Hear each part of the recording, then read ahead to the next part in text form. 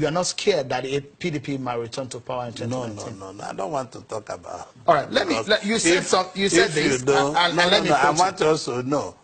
Say what I said, I will answer you. Okay, you said this, and I quote you. You said, how can they come back? Referring to the PDP now. Yes. They will definitely go into oblivion. They would never win election again in Nigeria unless they change their name. That's what you said about the PDP. That is correct. Because all international agencies and all the agencies know what happened here, that our treasury was looted. Not even, you see, there is a difference that government would do contract and take 10% or take 5% or take, there was nothing like that. We are telling treasury was looted. People open our central bank and mass out the money in the central bank. So how can they return again? There's no international power that likes what they do. I'm speaking to you on the point of strength. The international community were very disappointed on what the former government did, and that is why they insisted they push the former government away. So I'm not here to talk who did this, but all I know that Buhari remains one candidate that have over 10 million followership on his back.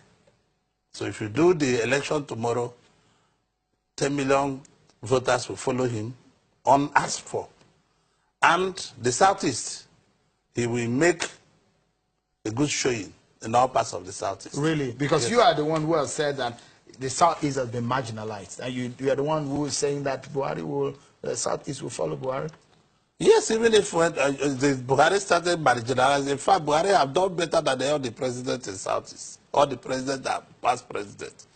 Look at the Southeast roads. He's building them today.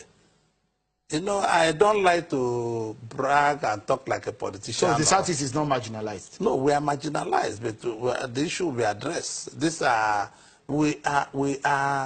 thing didn't start today. It started since after the war. So at least, let me tell you, Sean, for the past 1 year, 2 years, 3 years, did you go through Enugu Onitsha Expressway?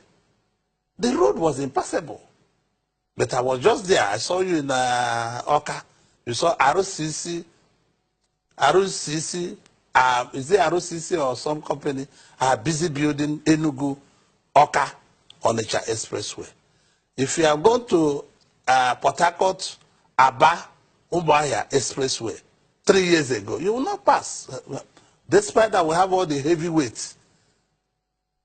So this is why I tell our brothers, we don't need even their ministers. What we need is development to increase our GDP.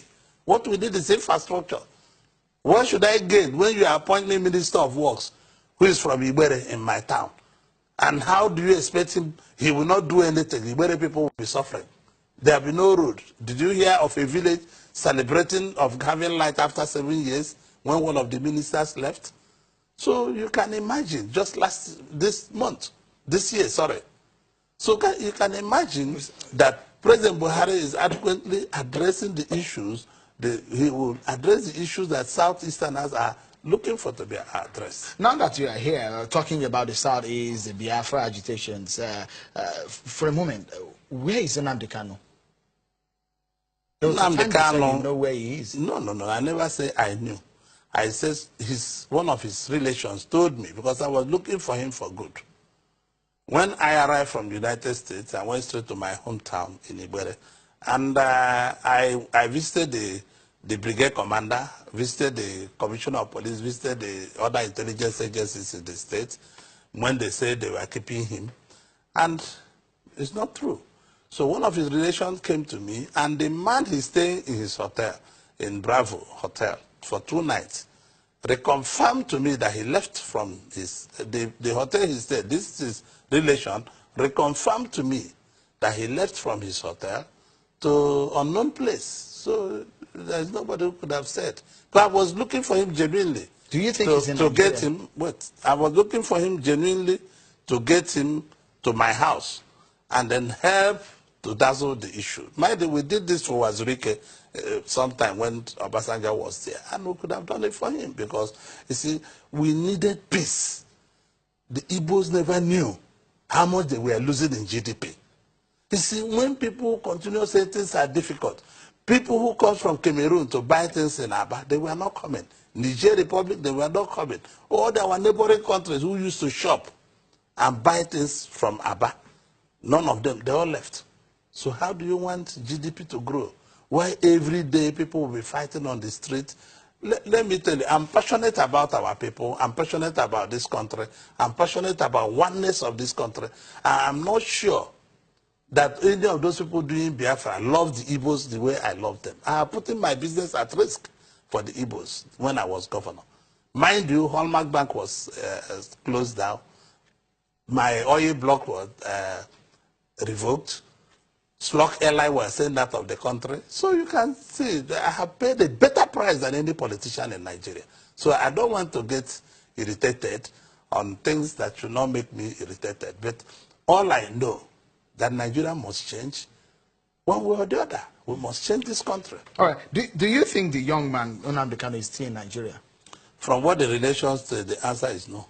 He may have left the country. Not, the boy told me authoritatively that he went to Malaysia, from Malaysia to London. And I still stand by that story. I just saw the boy in Abia State a few days ago, and he reaffirmed to me what he told me.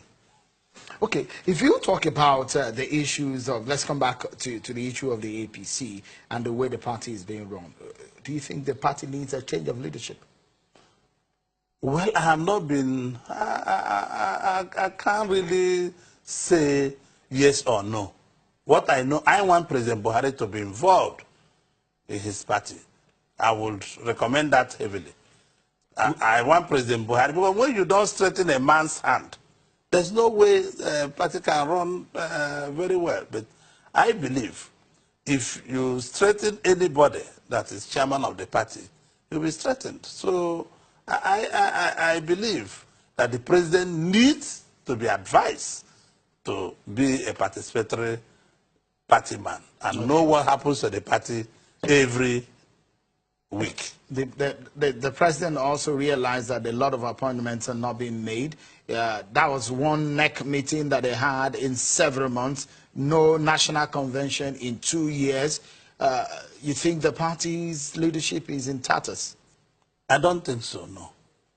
But when the party is going, party have a right headed to do, towards unconstitutionality. No. They did many congresses, they did many everything, and but the constitution says that the party must hold a convention once in 2 years. The party has not held one. No, they are holding a convention. It's not yet over. They are holding one. But they've not done that once. They will do it as stipulated by the constitution.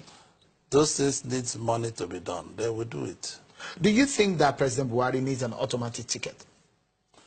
Even President Buhari himself will reject automatic ticket. He's a Democrat to the heart. He would like to see his popularity being tested. He's not afraid of any candidate coming to run.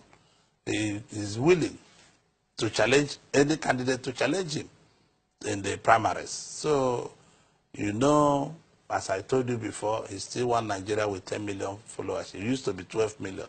I removed 2 million for you, so you don't get angry with me.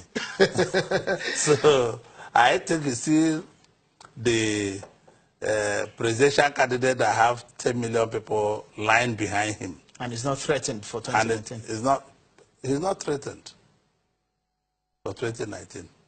But I will ask you this last question just before we close. The 2019 election is just around the corner. A lot of maneuverings are going on. A lot of people seems to be aggrieved within the party. Some people who thought they might get this and might get that, but they couldn't get it. Atiku Abubakar's leaving the APC. Do you think that may spring some more people leaving the APC? Well, that depends on the mindset of people in APC. The people might leave, people might not leave. You cannot. Democracy is a very beautiful thing. It's a question of choice. So if people who are very close to Atiku Abubakar, who sympathize with him, they might leave. If people who don't sympathize with him, they will jubilate, like El-Rufai is jubilating that he left.